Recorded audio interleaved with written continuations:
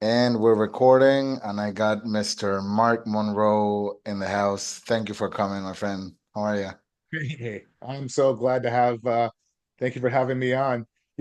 Just before we came on, I was just like, you kind of look like you're all dressed up for winter. And I'm thinking to myself, look at me, I'm in shirts and I'm in, South Florida, just north of Miami. And I'm like, where are you located? That's great. I'm You know, located in, yeah, yeah. Well, we're transitioning now from winter to spring. Yes, it's been and cold. vice versa here. Yep. Yep. Uh-huh. Vice versa. You're in So, and Florida. yeah, just in Boca Raton, just north of Miami, about 45 minutes, and you're in Lima, Peru. I am in Lima, Peru. Yes. The best ceviche, really the best ceviche in the world. I've been a lot of different places, but there, and then we were just talking about I was there Thanksgiving. God, I don't know how long it was before the pandemic, but Uh, actually, it might have been that Thanksgiving before the pandemic. Now I think about it, and yeah, I mean, we stayed at that beautiful Marriott. They had this huge Christmas tree set up inside, and then across there's that mall that's on the cliff of overlooking the ocean. Larcomar. What's it called? Larcomar. Larcomar. It's like Okay. Larcomar. Okay, cool. And then they were doing it, they were jumping hang gliders or jumping off the cliff and going Yeah. all over the place. And that was kind of cool. And then we went down because you're up on the top of the cliff, then we drove down inside, went down to the ocean area, and then we went to some amazing restaurants down there. That's where the best ceviche was down in there. And then it turned into a club. Okay, okay, okay. This was at the beach or Well, it wasn't quite the beach. So when you right. go down from where that mall is, I guess Hmm. you had I don't know if I get thrown off if it's north or south or east, I don't know, but you go down a little Uh-huh. bit and then it's a road that winds down towards the bottom a little bit, and Yeah. that's where we ended up, and it was great. It's I had a great time. The food was amazing, and then we went to some you gonna pull it up. I like it. Uh-huh. Oh, nice. Yeah, yeah, yeah. Very You nice. you were saying you went to some like a party place. Yeah, but it was a higher end restaurant, like literally we're sitting on the water, Maybe like this? like we're eating. Uh-huh. It's somewhere down in that area. It Ah, was amazing. Cala, maybe Cala. Cala or La Yeah, Rosa so it Náutica. was like a 5 minute Uber ride from that hotel. Uh-huh. Uh-huh. You were staying at Marriott. Yes. And the place we ate was right down on the water. Like, yeah, Uh, something like that. Yeah, yeah, yeah, yeah. uh, or maybe Beautiful this place. one. Uh-huh. Food was great. You know this one, La Rosa Náutica? I don't remember. No, I don't think it was like that. It was more like it was amazing. The food was good. I Mhm. think it might have been the other one. But anyways, I'm so glad that you had me on. Yeah, I'm here in Florida. Tomorrow I'm actually flying up to Vermont. Have you ever heard of Vermont? Vermont? I've heard of Vermont, Yeah. yes. I've never been there, So but I type in heard. type in Uh-huh. Vermont foliage. Right. See that right there? Stop. That's what it Uh-huh. looks like right now. Look at that image. Oh, that's That's where I'm beautiful. going Yeah. tomorrow. Yeah, I've Yep. known it That- for this. It snows. People go there to ski, right? Yep. And but I'm going for the foliage right there. That's peak right now. Like it's deep red. So Wow. that's where I grew up. I grew up there. As I was mentioning, before, that's where I'm from. I grew up in a small town, Uh-huh. but it's beautiful. Look at that now. And I Yeah. grew up, poverty. Like I was talking to you before. I grew up as my mom and my two sisters, myself, and my dad left when I was young. And like I remember, I was telling you before. I remember, for breakfast, lunch, and dinner, all we had for 3 months straight, breakfast, lunch, and dinner, Kraft macaroni and cheese out of a box. Isn't that Mhm. crazy? And it was Yeah. 29 cents because I remember I was the one going to the stores and getting it. Uh-huh. So Yeah, I know, I yeah, know. Kraft macaroni and cheese out of the box. I don't know what it is nowadays. How much is it for a box now? I don't even know. I mean, you're talking, I was, Yeah, you know, a couple long time dollars. ago. I'm Yeah, in the mid 50s now, and I was like 8 or 9 at the time. But right. anyways, I can't touch Uh-huh. that stuff now. Ugh. That must be like $2 or $3 now. Yeah, Yeah, something like that. But it's bucks. still, I That's mean, it fed incredible. four of us. It was, and Yeah. and on top of it, I had a severe Well, case of ADHD and oh, dyslexia. So it's I was that interesting. kid in the front of the class because I couldn't sit still. Okay, okay. They put you in the front so that you could like they could watch you. Yeah, I got Uh, bored. That's a big topic I'm actually interested in too, like the dyslexia and the, these conditions that kids now have, which now is Yeah. pretty common though. I don't think it's that uncommon, but Well, yeah. well, back then nobody knew what it was. They Right. thought I Well, was mhm, special ed, they thought I was like, yeah. so it was yeah, so they t anyways, I fell behind reading and writing. It took me, but nowadays with technology, it makes it so much easier. I can talk into things. So Right, it does right. make things a lot easier. And then over the years, when I Uh-huh. had businesses, I always had a business partner that was strong where I was weak. Like I was really weak at, because of my dyslexia, I was really weak at like contracts, those type of things. So I've always found business Oh, partners uh-huh. where I was weak, they were strong. So that's how Right. I end up doing different businesses throughout the Right, years. right, right. Yeah, I'm really interested in all of that. Like, first, just I want to thank you for your time and, being here. That's actually, I've been looking for a lot of people to interview in different fields. I'm a musician. I'm also an entrepreneur. And now I'm a broadcaster. Then I just love this, man. I just love this. I've loved, entertainment, TV. I'm a tech guy, internet. I love recording I see that. music. Yeah. And this is just my last thing. I actually quit all of this for years. I worked as a teacher. I'm a teacher too, an educator. I like speaking in front of a crowd. I like motivating people. I'm a coach too, So like really there's no limits for me, and I'm that kind of person. So if I get this idea I want to do this podcast, I'm just gonna do it. I don't even care if people watch it or not. You see, I just do it for myself. I hear you. I hear you. Yeah, I think it's but out there. The more content you put out, it just comes around. It does. It helps.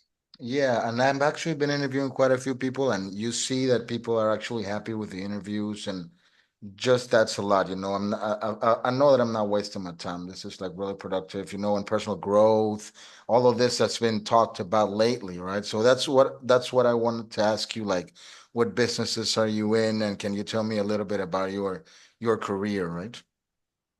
Yeah. So as I mentioned, now I do real estate. I buy and sell real estate. Awesome. Uh-huh. But I'm I'll kind of interested too. I'll back up a little bit. But my niche is I buy through seller financing strategies from sellers, with very little to zero down, and I turn around and sell it through seller financing and stay in the middle and create an arbitrage. Okay, okay. As Can you you? can see, I wrote a book Uh-huh. called Creative Real Estate Investing on Amazon. And actually, I published it 2 years ago this time, and it became number 1 on Amazon for 9 days as a bestseller. So, Can you say that people have been again? asking me for You say what's that that? can you say that again? What you just said about you buying this with little money up front and then you Yes. Yep. that's all in So that's your like, model. yeah, that's my model. Because I grew up with no money and I had to figure it out, and I figured Oh, out how to do it, and that's kind of how it happened. But I did have a little bit of so I'll back up. So, I grew up in poverty, and then I had to help do some odd jobs as a child to help put some food on the table. yeah. So at the age of 15, I went to work for McDonald's, the fast food restaurant, Yeah. you know, Yeah. and because my ADHD, I excel. I mean, I went up the Uh, chain of ladder and management quickly, and I was oh. a senior in high school running a store, uh, 175 employees, because I could multitask. I could do, my mind was Right, going right, crazy. right. So I did really, really well. And That's some then positive that's how I things. learned business through them. They taught me business. They taught me the schooling. I learned how to handle, manage people. The only thing I didn't do well back then, because I was so young, I didn't respect the dollar, currency. I just blew money stupidly. I didn't respect it because I was too young and I was too mature. And I didn't learn that in the school system. Uh-huh. I was like financially illiterate. And now Literate, okay. that's why I tell people become financial literate, understand finance, understand money, and understand how it works and how money can work for you. Once I figured that out, the light bulb went off my head. I'm like, wow. Yeah. So I was with them for several years, and then I was transferring down to the Washington, Baltimore, D.C. area. So I lived in that area for about 10 years, and I got into some schooling. And I went to take this class about originating mortgage loans. So the instructor said, "Hey, why don't you come work for me?"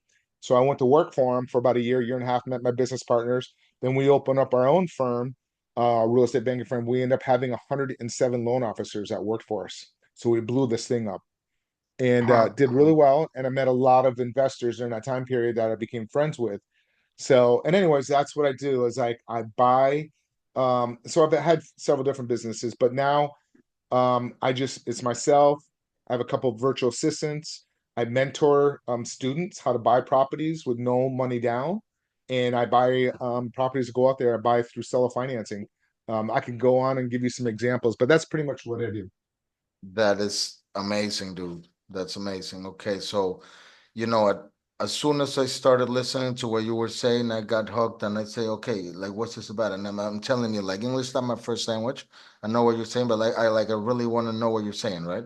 So I mean, real estate, I mean, you've gone through a lot of stuff. Like being financially literate is something that has been talked about a lot now, and it's like a game changer, total game changer. You see, 20, 30 years ago, people were just like, the only way to get out of poverty is like getting a job, saving up some money, maybe buying a house for yourself and being in mortgage and being in debt. And then that also school debt, people being in debt for schooling, and then you say the only way, you know what I'm saying, right? So now the Yeah. landscape has changed. You bring it up. When was the moment for you where you said, okay, I gotta know about this and I gotta change my game? Honestly, when I was starting out young, I started at the age of like 24, when I was doing loans and I was taking people's applications in Okay. and watching, learning like some people that had money and some people didn't have money. Yeah. Um, like for example, I remember this couple wanted to refinance their home. He was a cop, and I don't remember what she was. She might have been a teacher. I don't remember, but she wanted to refinance. So I was doing the application, and she had like 70 credit cards that there are Hmm. 70 70, I'm sorry, Tell me about it. Yeah. seventy In thousand debt. dollars worth of credit cards. And I had to put them on there. And she goes, "Do you have to show this? Do you have to list this?" I'm like, "Yes." So we're going through it, and the husband's looking at it, and he goes, "What the $70,000?" And they asked me to leave the room, and I heard him yelling and screaming, blah blah blah, Yeah, like yeah, yeah. whatever. So Uh-huh. then, so we refinanced it. Then a year later, she called me $70,000 again, in debt, you're saying, right? another $30,000 a Yeah. year later. I've been I'm there. like, so then another year goes by. Now he calls me. Uh-huh. I need to refinance again. I'm divorcing my wife. I'm paying her off to get out. So that was kind of like that. And then I just watched people with money. But Okay, I get the it. eye opener that really, and I started to surround myself with like-minded individuals, but the really, really eye opener, and I highly, highly, highly recommend. Have you ever heard of the book called Rich Dad Poor Dad? I've heard about it. Yeah. Haven't read Highly it though, but recommend it. uh-huh. Highly recommend it. Listen to it, get the audiobook, watch Uh-huh. it with your children. You're like, it's a true story. It's a rich dad and a poor dad. And Robert I Kiyosaki. don't really want to explain it. It's called Rich Dad Poor Dad. Yeah, yeah, yeah. I'm That looking at it right highly now. recommend it. They should teach this book in school. So Uh-huh. yeah, you got to do the audiobook. You could probably even look for it on YouTube and play it. I don't know. Yeah, Um, probably. Let me look it but up. you definitely should do it. And it really teaches you about money and how it works and the true story of, and this guy's worth multi-millions. Um, Yeah.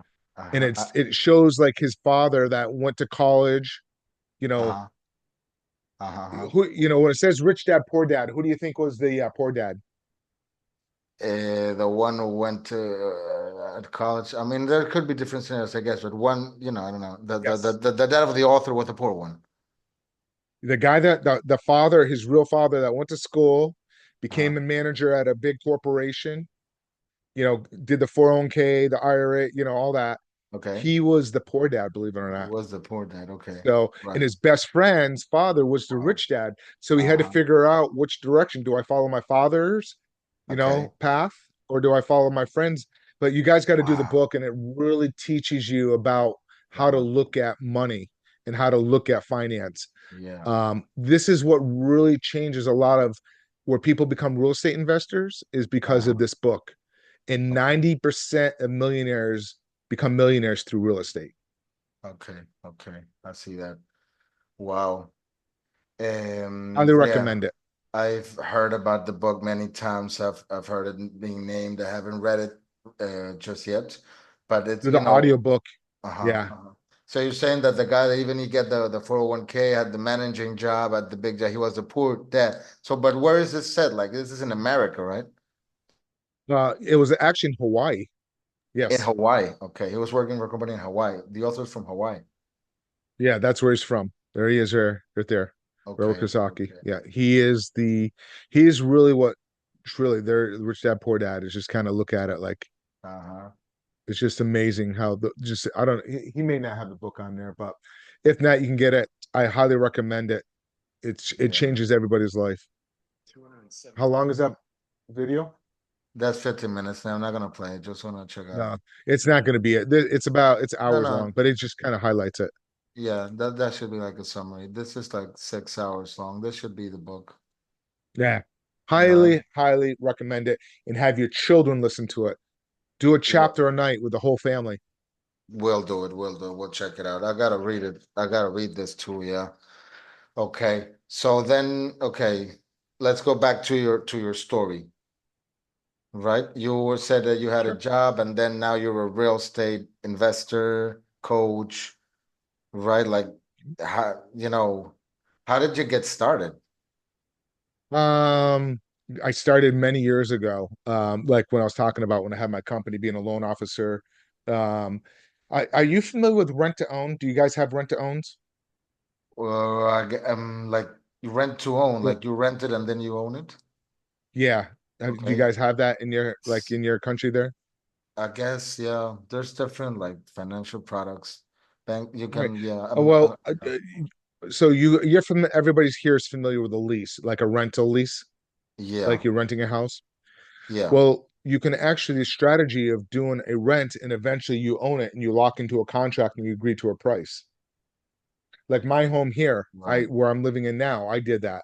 Uh-huh. Um, so what happened was in 2010, the market Ah, collapsed, okay. Yeah, and this I was actually in a different unit. I'm on the water here in South Florida, so I was in okay. a different unit, and I didn't really want to buy yet. I didn't know what was going on with the market.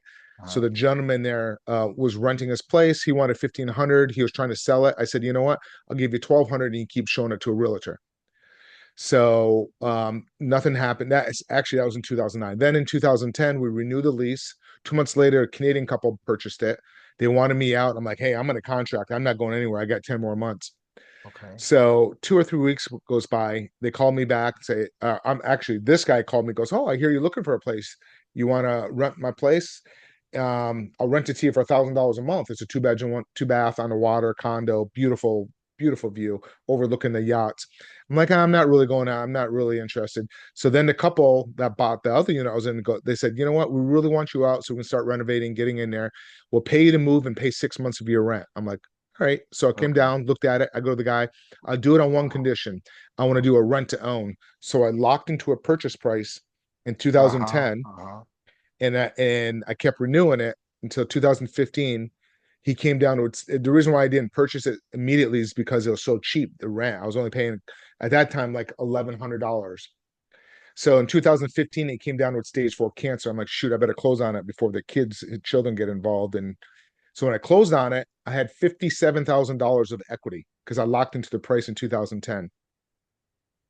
Well, okay, but So you're paying the rent every month, right? You're just paying 100, 1,100, you say, 1,100, right? well, 1,000, then 1,100, correct. Thousand, okay. Yep. Ah, But I okay. locked into a price. So as the value went up, I benefit, even though I Right. didn't own it. Okay, you locked into a price, you mean that you were able to buy it later with a fixed price when it would have been much more expensive if you Yeah, hadn't locked the I price. locked into the price in Yeah, 2010. right. And then I finally But the payments that you were making, were they also like part of you like could technically, payments? but in this case Or I in this didn't, case, but you no. can Okay. technically do that. That's You can enough. do that. Yeah. So, yep. Mm-hmm. So let me Right. give you an example. I Uh-huh. purchased a property like that from a realtor. Uh-huh. I locked it for $100 and I ended up making a little bit more than $50,000 on that. An exact same thing. So she was a realtor and she wanted $179,000 for a price. I gave her 170. I said, I'll do it as long as one condition. I want to rent it from you and then purchase it down the road, Right. and I'll take care of the Right. maintenance repairs up to like a certain 3,500. Anything more than that, most likely homeowner's insurance. So the market rent was 1,350. I negotiated down to $1,200. Uh-huh. And typically in our country, I don't know there, when you do a lease, you do first month, last month, and security. Yeah, yeah, So I yeah. negotiated 2 months because I said, I'm taking care of the property, right? Uh-huh. So, and she had somebody in there said, all right, I'm going to go ahead and put $100 down. I'll pay the remaining $2,300 when I take possession of the property. And I wasn't going to take possession for the property like for 45 or 60 days. I don't remember exactly. Okay. So then, I went under for 179,000. My rent to her down to $1,200, and I negotiated as long as I make my payment on or before the due date, I get $150 credit towards that purchase price every month. And it was a 30-month contract. So then I went out and found my end buyer, allowed me to sublet it, put somebody else in there. Ah, okay. I tacked I His price to me is 214,000. Right. Okay. Now I You locked it up you with already her locked in the for price with the kid. 179, right at that price, and I sold it for 214. And then his rent is 1,500 to me. Right. He had to put Ah, first, yeah, he had to put first, last, and security down plus 3%. So he put a little bit more than $11,000 down. So when I went to take possession out of the 11,000, I had to give her the remaining $2,300. So I made over $8,000 on the front end, and I cash flowed $300 a month. And then at the end, when they purchased it, I got the spread from 179 to the right. 214. So when you add it all up, it was a little bit more than $50,000 I made on it, and I only put $100 down. $100 down? That's it, because I locked it up. I put it under contract, but I didn't have to give her 2,300 until I take possession. Right. But I went and found my end buyer. He put a little bit more than $11,000 down. Out of 11,000, right? He gave me. I had to give her Yeah. $2,300. Okay. So I used his money to buy it. Yeah, right, right. That's quite a move. I do a lot of Right. those. Right. That's your first one. Well, no, it was No. many What of other them. That I'm just giving you an example. It's an okay, okay, okay. Yeah. Yeah. Okay. Wow. My So first you one, you want me to tell you my first one? yeah, yeah. I was 19. So that was when I Okay. really got the taste of it. So I did this book back in the day, the infomercial Carlton Sheets, and it's like, you know, I don't know. So I don't know if do you ever see signs in your country? We have signs like "We buy houses," Yeah. "We buy homes." Yeah. So I We went buy in, homes. Okay. yeah, "We buy homes," right? And I went and got a piece of cardboard and a big black magic marker. uh, We buy homes, and I put my phone number, and then I Yeah. went around town and I put it on the telephone poles. I took a hammer and nail, boom, boom, boom. Right, right, I right. didn't know I couldn't put signs on Ah, telephone poles. I got a call from the municipality. I got in trouble. They said, "Go take that down," right? But okay. when I went to go take them down, this guy called me up. He goes, Uh, "Hey, I got this mobile home for sale. okay. It's worth Wow. $21,000. Give me 18,000 for it." I'm Okay. like, "I'm not interested in a mobile home." Okay, yeah. Calls me back a week later. He goes, "Give me $15,000. It's worth 21." I'm not interested. Another week calls me back. He Uh, goes, "Give me $12,000. It's worth 21." I'm like, "All right." Starting in my mind, I'm thinking, okay, do you own the land? No, it's in a mobile home park. I'm like, I told you I'm not interested. A month goes by. He calls me back again. "Give me $6,000. It's worth 21." Now I knew I was going to buy it, but I said, I told you I'm not interested in a mobile home. Why do you want to sell it so bad? Because I don't live in it. I haven't lived in it in a little while. I'm living with so and so. I have lot rent coming due, and I just don't. I'm just wasting money and taxes. I'm like, I told you I'm not interested in a mobile home, but this is what I'll do to help you out. I'll give you $3,000. He goes, "Oh no, give me $4,000." I'm like, I told you I'm not interested. He goes, "All right, I'll take the $3,000." So I said, okay, I'm going to go out, inspect a home. I had to go to an office supply store because we didn't really have the internet then. I had to get a contract, and they said, okay, and then I'll go out and do an inspection. So I hung up the phone, uh, called the newspaper, put a classified ad in the paper, mobile home for sale for $25,000, owner financing or seller financing with oh, I see. $3,000 down, Oh my God, I right? see. See So this now. couple lady called me up.